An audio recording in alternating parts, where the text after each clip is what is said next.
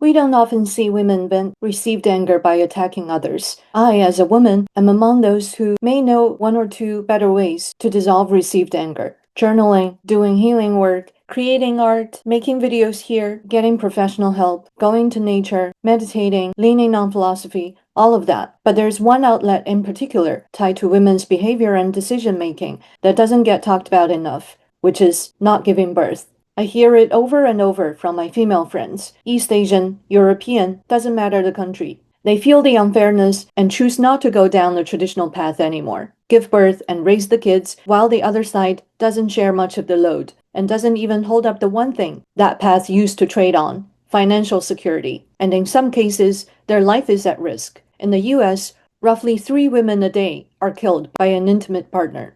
Domestic violence numbers are staggering on top of that. That fear, that anger, sits right next to the decision of whether to build a family with someone at all, even before the question of whether to give birth comes up. These voices are real. Is there any research studying this phenomenon? Turns out, yes. A disclaimer before we go further. Low birth rates have many causes. Economics, housing, career pressure, changing values. I'm not saying this is the cause. I'm exploring the emotions driving this major life decision for women. While anger is rarely measured as an isolated variable in demographic studies on birth rates, extensive research across sociology, economics, and psychology demonstrates that female frustration, resentment, and systemic dissatisfaction are major catalysts for declining fertility. Instead of clinical anger, researchers typically frame and quantify these feelings through 3 key sociological and psychological lenses: the unequal second shift, the gender ideology gap, and reproductive refusal. First, let's look at the unequal second shift and invisible labor. Start at home. Demographers have long argued that women's frustration over the unequal division of domestic labor directly correlates with a reduced desire to have or have more children. Many demographers argue that fertility drops sharply when women gain educational and economic equality in the workforce, but face static, traditional gender roles at home. Women express deep dissatisfaction with carrying the double burden of full-time work and unpaid household labor, prompting many to forego additional children. There's the postpartum anger framework, where that dissatisfaction doesn't stay abstract, but shows up in the body and the household.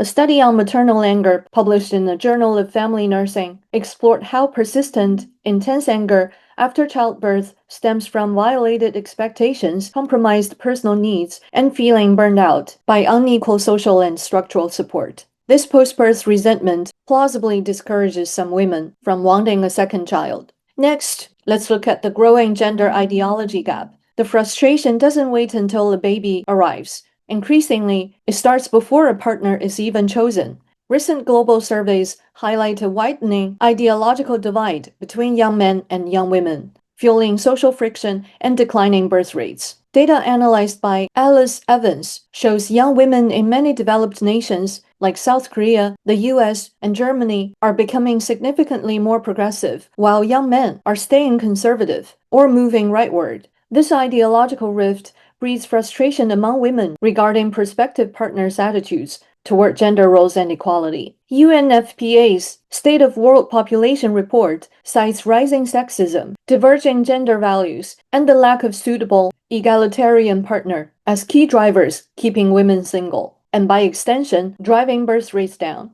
Then there are the cultural movements built around reproductive refusal. When that friction goes unresolved long enough, it stops staying private. It becomes collective. In East Asia, where fertility rates have dropped to world record lows, female anger against deeply patriarchal family structures has coalesced into cultural movements, like South Korea's 4B movement. 4B stands for 4 no's: no dating, no sex, no marriage, no childbearing. This movement originated as a feminist response to systemic misogyny, digital sex crimes, and harsh societal expectations placed on mothers. It represents a direct, intentional use of reproductive refusal as political protest. There's Japan's sex strike debates and maternity harassment, which is a similar dynamic plays out in Japan's workplaces. Studies tracking Japanese workplace culture show that widespread anger over corporate discrimination against mothers and the lack of paternity support has led young women to delay or reject marriage altogether. And finally, there's institutional betrayal and psychological stress. Beyond the home and the relationship, there's a third layer. Anger at the systems around women plays a role too. Surveys investigating the state of the world reveal that female anger and anxiety around institutional failures directly impact family planning. A survey by Population Connection found that 30% of Gen Z women and women under 50 cited anger and anxiety over legal restrictions on abortion